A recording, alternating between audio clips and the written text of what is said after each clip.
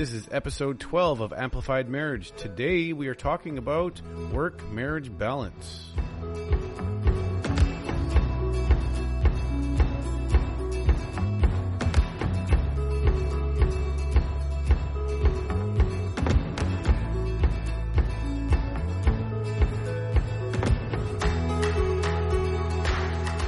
Welcome to another episode of Amplified Marriage. My name is Brian. My name's Natalie. Whatever you're doing, wherever you are, grab a coffee, grab a tea, grab a Red Bull or a chai latte, whatever it is that you're doing, have a seat.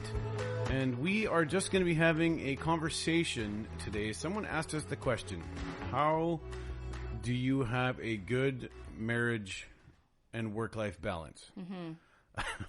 And truthfully, this is an ever-present, ongoing conversation with us. I love what I do. I'm a pastor. I love what I do. And being at work and doing my job and being with people and working with the worship teams and spending time doing all those things really isn't a stress for me. There's stressful moments just like any job, but I love being able to invest into people's lives and see people grow and mature. So for me, it's not a real struggle being there. Right. But I don't vacation or take a breather very well. No. So much so that my pastor and my wife oftentimes will collude onto forcing me to take holidays. That's right. The last 3 years have been an interesting exercise in me being told by my lead pastor, Brian, take holidays now. That's right. And I'm so thankful for that because apparently my saying it doesn't quite tip the balance for you to want to take your holidays. It has to be forced. And it's not even that it's forced. It's just like, it's almost, you hear it from someone else and it's almost like, oh yeah, you're right. I got to take those. And it's, even when the HR department's like, Brian, take your holidays. I'm like, oh, I'll just ignore that. And then Natalie's saying, take your holidays, and I'll just ignore that. And so it's been, but it's not just the current job. This has been a struggle. Maybe not so much in the first year of marriage, but definitely from then on. Well, do you want to know why in the first year of marriage? That it wasn't a struggle? Yeah. Were you not working? Yeah. So I didn't have a job. I lost my job or had a part-time job shortly after we got married. So really, thanks for bringing that up though. You know why this wasn't a struggle? I thought it was a trick question. So I didn't have a job at the very beginning. So that was the 1 year we didn't struggle with me having a work-life balance. Or taking your holidays. Because I had none. I was working part-time, and then I got a full-time job. And even then I got a full-time job. They're not giving me holidays. So the dark days of the beginning of a relationship is when I actually didn't struggle with holidays and taking a break. Well, yeah, for that first year. That was funny. So I think what we want to get to here is that we're struggling, as she laughs hilariously over beside me, is that the work-life balance, and we've heard this said before. I've been to leadership training, even when I was doing university courses for conflict resolution and HR and things like this. Work-life balance is a bit of a myth. Mm-hmm. The reason being is because they often show you a scale where your perfect balance is in the middle, and left to right is family, and then the other side is work, and then you're somewhere in the middle. And it really doesn't balance out that way. No. Realistically. Yeah.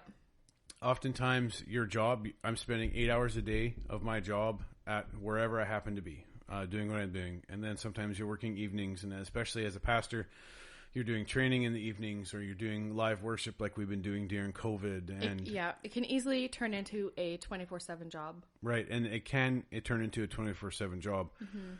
And there was something that you used to always say. Yeah, I don't know if I said it more than once. Oh, it wasn't very nice. No, I know that, but I'm glad we acknowledged this. I think I remembered for sure on one occasion me saying, just where the balance was off. Just once? You only remember once? Oh, maybe it was more than once. Wow. I didn't remember you had no job in the first year either. So you give more priority to the church than to our marriage.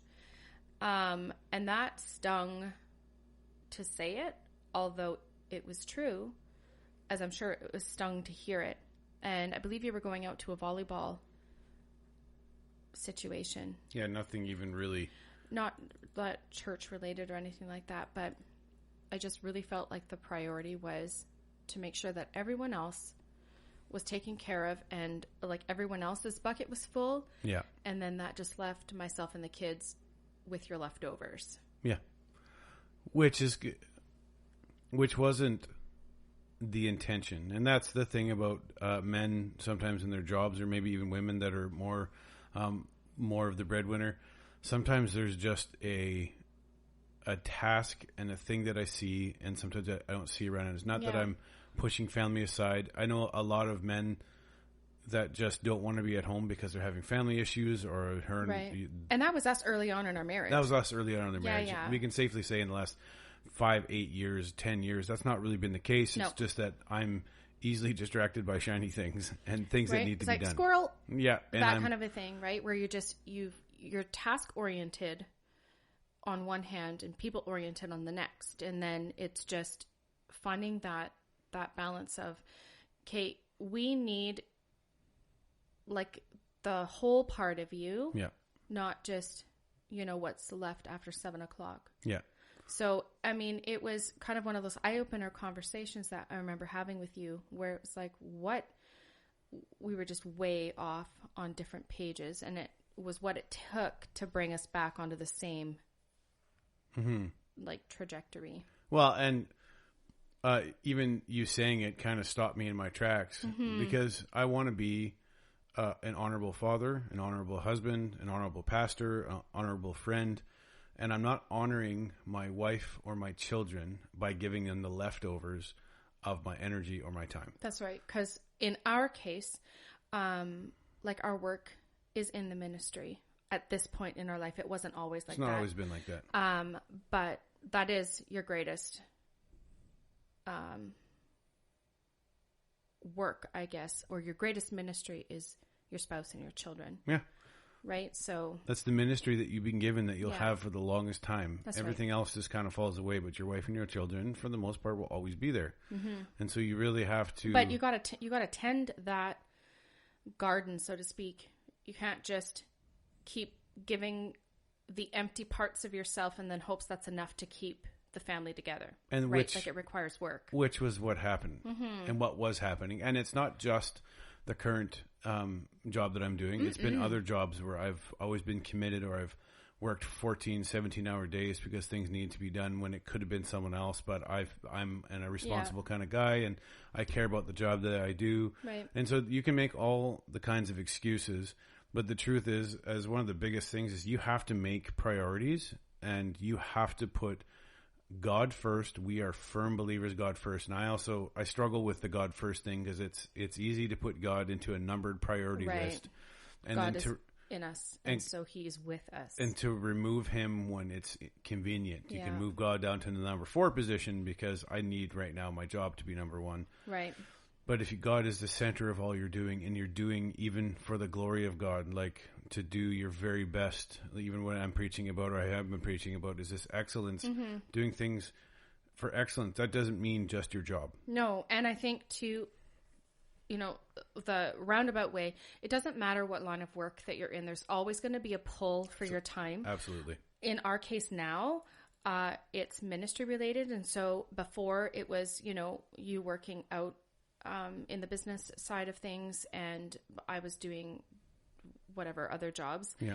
And there was always, there can be a tension on your time and your priority, Absolutely. right? And so we're talking from a place of working in ministry, even 19 years later, we still have to keep our checks and balances for making sure that we're not neglecting. Well, and the truth is I think I'm probably in one of the most blessed positions with the pastor that I have. Oh yeah, he's fabulous. Because he very much looks after all of his staff to make sure. So, and because of that, we make sure that he gets his time of holidays, and he's very much an ultra responsible kind of guy. So sometimes the conversation is like, Pastor, you need to go and have a break as well. That's right. But he's always paying attention. And so I've never had that before in a boss who really cared about my holidays and making sure that I was rested and for your family and for my family. Right? Like, I'm so grateful. That's who your boss is, who is attentive like that, to make sure that, hey, you know, I noticed that, like, I feel, when was the last time you had a holiday or whatever, make sure that you go away. Like, you just don't, that just doesn't happen. That's not always been the case for bosses I've had in the past. So the biggest thing is you got to make those priorities. Absolutely. And you have to keep that priority: God, your family, your job. And that includes you pastors that possibly could be listening to this, or you deacons or elders that are out there. The church isn't more important than the ministry God's put in your hands right before you and your wife and your children. That's right. Matthew 6:21 says, "For where your treasure is, there your heart will be also." And that was one of the things that we're still, like, we have not perfected this at all in our relationship. It's like we're still having to make this a priority, but that's also, that's a tough thing. Where your treasure is, there your heart will be also. So what you're saying is that if you're not prioritizing your family or prioritizing your marriage, that your treasure possibly could be somewhere else. That's right. Because I do believe that God doesn't call you in anything that you're doing, whether it's ministry work or you're a salesman or you're a janitor or you're a teacher. I don't believe at all, after being in ministry for a while, but being around the block some now, that God calls you to sacrifice and kill yourself for his ministry. No. And the cost of that is your wife and your children. No. Then that kind of takes away the purpose of how God designed marriage. Yep. He was like, oh no, it's okay for you to sacrifice your family for my sake. Right. No. That's not his intention at all. So if that's a dialogue that you've been hearing, it's time to reassess who that's coming from. Absolutely. Because that is not biblical at all. And here's the thing is that I've heard I'm coming from a man's point of view. Right. Like, well, I want to be excellent at my job. Right. Okay, and that's admirable. And I get it. I get it. 100% get it. But even as, we were talking about Daniel recently from the Bible, and he was put above everyone else because he had an excellent spirit. Right. And in that excellent spirit, you can be an excellent father. Yes. And you can be an excellent employee. That's right. You can be an excellent husband. Yeah.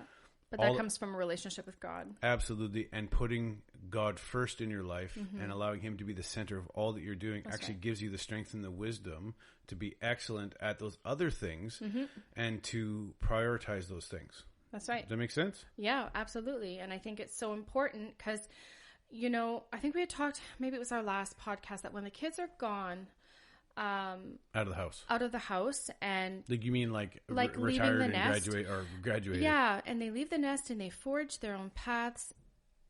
We don't want to look at each other and be like, who are you? Yeah.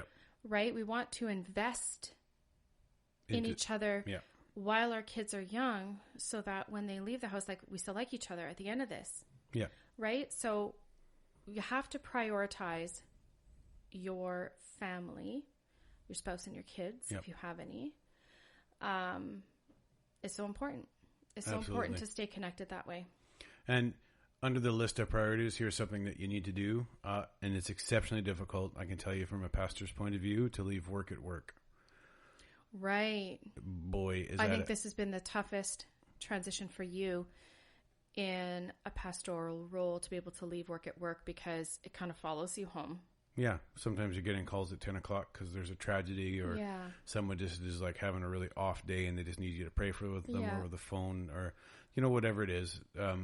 But that doesn't just happen to pastors. Sometimes you're getting friends or family that's calling and is needing you and is always drawing on you. But when it comes to work, you have to learn how to leave work at work. That's right. And it's a real challenge. Yeah, my phone is off at 8 o'clock. Yeah. My phone's on silent all night. Because I can be choosy where I want my attention to be. And there's times where I'm just, after the kids go to bed, I just want to sit in the quiet. I don't want to be talking with anybody. Yeah. So, one of the suggestions is we'll just make sure that you're not stuck to your phone. I mean, if we're connecting and we're making that time for each other outside of work, then you can't do that if you're not willing to talk with each other or look each other in the face. Yeah, it's amazing what can happen when you put your phone down. Right. You actually remember what the color of your wife's eyes are, your Right. husband's eyes are. And one of the things that we just were talking about is turn off your phone. Yeah. I think I've had to learn to prioritize what's an emergency and needs to be dealt with now, or what can be dealt with the tomorrow morning or on Monday. That's right. Right, and that's you have a saying like that's tomorrow Brian's problem or something like that. Yeah, that's tomorrow Brian's problem. Yeah.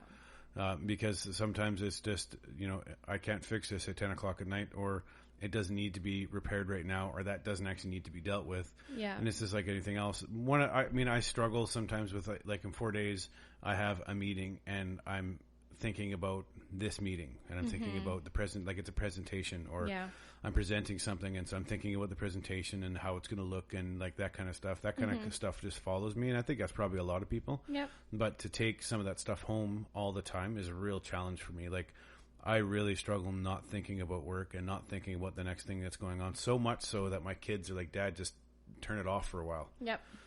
And I've gotten a lot better at it, and it's one of those that I'm slowly being sanctified. Right. And that's the thing, right? Like, none of us have arrived yet. We're all on a journey. Yeah. We're all struggling to, find a groove that works for the family when it comes to work marriage balance. Yeah. Right. And obviously, like, you have to work. So it can't just be like, well, I'm just spending all my days at home, and then not being productive on that side either. There's got to be a balance, and you can have both. Yeah. Right. You can work and have a family and make it work And be healthy. Exactly. And it can be healthy. And exactly. I think, yeah, absolutely. Another thing that we do is we dedicate Sundays generally. I mean, Sundays for you is a work day, but we have a family dinner that, I'd say 95% of the time we're there, unless there's some other situation that comes up. But it's so important to just spend that time. See, I think that even dedicating one day a week to the family, like that's when we spend time with my sister and my brother-in-law and their kids with our kids. And that day actually is, we hate missing that one. 95% of the time we're always there. Yeah. We hate missing that because I find that that's relaxing. Yeah. It's time with them. I get to have conversations and just unwind and not talk about stuff. Well, and even recently there was like a shift in the balance even with that, and required a conversation like, this is a work in progress. Yeah. Right? So just making sure that the things that are a priority to you, that you're really feeding that. Yeah. Absolutely. Right? Like healthy priorities, Yeah. I'm talking about. So in this instance, making sure that family dinner is a priority. Yeah. Right? And making sure that happens. And Fridays are generally my day off. And so that's the day that just the five of us, like our family and our dog, will go up in the side of a mountain and we'll hike for 10K and we'll go find a creek, or we'll find a waterfall, or we'll go rock. I don't know. We'll do something, but that's the day. And no one usually bothers us that day. Like, our family knows. Yeah, our family knows that's your day off. And so really being protective of those times with your family, that it's not just, for you, of being constantly on your phone or constantly connected. Like, it's okay to disconnect for a period of time. Yeah. Like, nothing's going to fall apart. And I feel like sometimes because I'm a responsible kind of guy, that even though I have amazing team, I have amazing worship leaders, and I have amazing media team and sound. I got these amazing team members all across the thing. I just am a responsible kind of guy, and I always want to be involved and know what's happening. Yeah. Is there a little bit of like maybe fear of missing out? There could be. Yeah, I think so. That's what Pastor, that achiever side of you. That's what Pastor says to me all the time. He's like, there's a fear of missing out for work. I could care less. There's so many other things I don't care about missing out on, like really. But when it comes to work, I hate missing out on what's going on. Yeah, you do. It's just, that's the part of me that just wants to keep going. And so I think the balance in this is you having it in the front of your mind as a priority Yep. that you're going to actually pull away and work hard on work-life balance. That's right. And make that a priority. It has to be like you have to really choose the work-life balance. And honestly, it is a myth. We've never been able to balance the work-life. Like right now we're in a season where 1 week is super busy in the evenings, and then the other week is just busy. Less busy. Less busy. Yeah. 1 week is busy, 1 week is off. So we're in this time right now where that's exactly what's going on. The balance and having that scale where it's like it's right in the middle just doesn't exist. You can't do that, especially when you have kids. You don't know what kind of surprise you're going to get in the middle of the day. Well, someone broke an arm. Well, there goes the work. That's right. I have to go be with my family, right? Not That's begrudgingly, doing it joyfully, even. Right? And I think that's the other part. There's a mental game that's played in this too. Yes, you can be present, but you may not be present. Yep, that's exactly right. You can still be there in person, but absent in spirit and absent in like your emotional connection or your mental awareness, right? So your kids will be saying things to you or to me or whatever. It's not just you. And half the time we've tuned out because we're focused on something else instead. Yeah. Right. So just, I think being aware of that's the trap, that you can quickly fall into time and time and time again, because the more like I pursue what I'm passionate about. And if I'm passionate about my job or whatever, and I'm pursuing that while my family's like in my dust, that's not at all how it was intended to be, right? No, I agree. Well, just as a recap, we really thanks for joining us tonight, but it's make a priority list, and your family needs to be very high on that list. Absolutely. Leave work at work. Yep. Turn off that phone. And that's right. Dedicate a week. Yeah, absolutely. A day of the week to each other.